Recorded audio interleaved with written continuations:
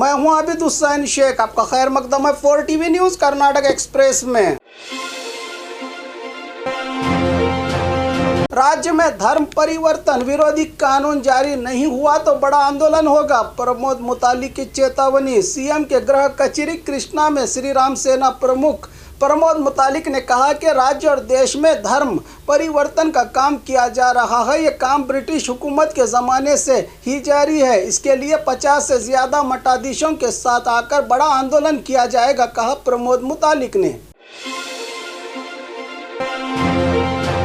Classroom में mobile का इस्तेमाल, 250 मोबाइल जब्त। उत्तर कन्नड़ जिला कारवार के कॉलेज के क्लासेस के समय स्टूडेंट सिर्फ मोबाइल पर ध्यान देते देखे गए। इसे देखकर टीचर ने चेकिंग करते हुए 250 से ज़्यादा मोबाइल्स को जब्त कर लिया। स्कूल शुरू होने के बावजूद भी स्टूडेंट्स अब मोबाइल में बिजी देखे गए हैं, तो ये तो सरकार की ही गलती है जो इन्हें कोरोना और ऑनलाइन के नाम पर मोबाइल देकर इसकी लत लगा दी।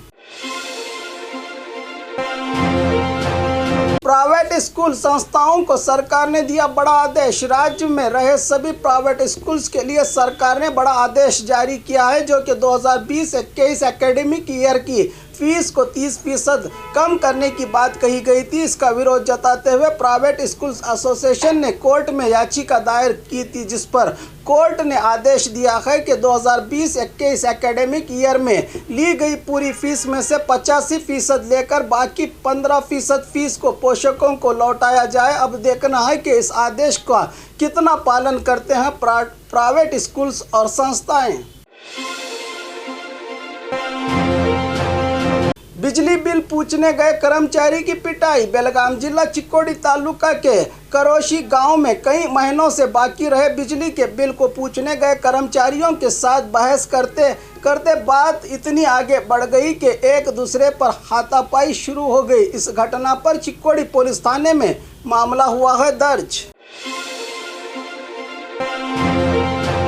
राज्य में सीएम का बदलाव नहीं होगा, सभापति बसवराज होरट्टी का बयान। धारवाड़ में विधान परिषद सभापति बसवराज होरट्टी ने कहा कि राज्य की सियासत में कोई बदलाव नहीं होगा, क्योंकि बसवराज बोम्मई की अधिकारावधि से सब अच्छे काम ही हुए हैं। ये सब विपक्ष की अफवाह है कि सीएम का बदलाव होगा। आगे अपनी पूरी अवधि तक सीएम बसवराज बोम्मई ही सीएम रहेंगे। इनके बयान से ऐसा लगता है कि सच में सीएम का बदलाव होने वाला है, क्योंकि राज्य में इस तरह उड़ती खबरें फैलते ही कई बार सीएम का बदलाव हुआ है और कई नेताओं ने इस बात से इनकार भी किया है। किसकी भविष्यवाणी सच साबित होगी, ये तो वक्त ही बताएगा। सरकारी दूध पाउडर सप्लाई कर रहे 2 लोग गिरफ्तार। बेलगाम जिला चिक्कोडी तालुका भावन सौदत्ती गांव में राजू गौड़ा और सुनील बेकरी शॉप चलाते हैं। अपने पकवान के लिए सरकारी स्कूल में दिए जाने वाले दूध पाउडर को खरीदकर इस्तेमाल किया करते थे। इसकी पुख्ता जानकारी के आधार पर रायबाग पुलिस ने 11 किलो के 20 से ज़्यादा दूध पॉकेट्स को जब्त किया है। यह मामला हुआ है रायबाग पुलिस थाना में दर्ज।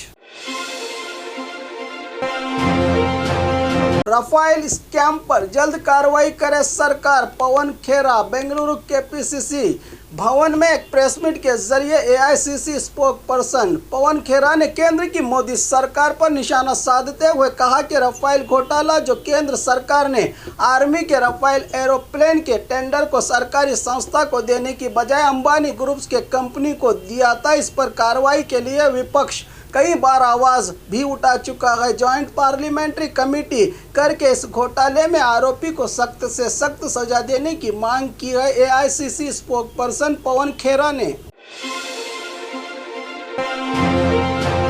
एक दिन के टीचर्स बने स्टूडेंट्स। मंगलुरु शहर के नेलाडी में रहे एक निजी शिक्षण संस्था में कल 14 नवंबर चिल्ड्रंस डे के मौके पर आज ही स्टूडेंट्स टीचर्स बनकर नेहरू जी की तस्वीर को नमन देकर ग्रामीण भाग के स्टूडेंट्स में शिक्षा की कितनी अहमियत है, इसकी जागरूकता फैलाई बच्चों ने।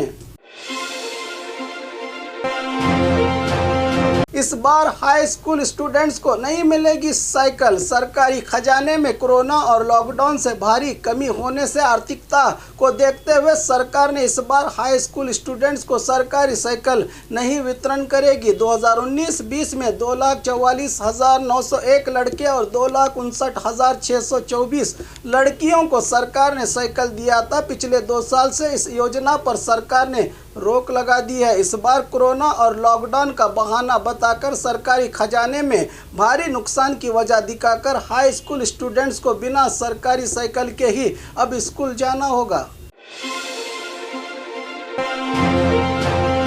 अचानक बारिश से कॉफी की फसलें बर्बाद, किसानों का हुआ नुकसान। कोडागू जिला भर में हुई अचानक बारिश से कॉफी की फसल लगाकर आमदनी के सपने बांधे किसानों को बड़ा झटका लगा है, जो कि बारिश से कॉफी की सारी फसल गिर के मिट्टी में मिल गई। बैंक से लोन लेकर जिला भर में आस लगाए बैठे किसानों का बड़ा नुकसान होने की बात पता चली है।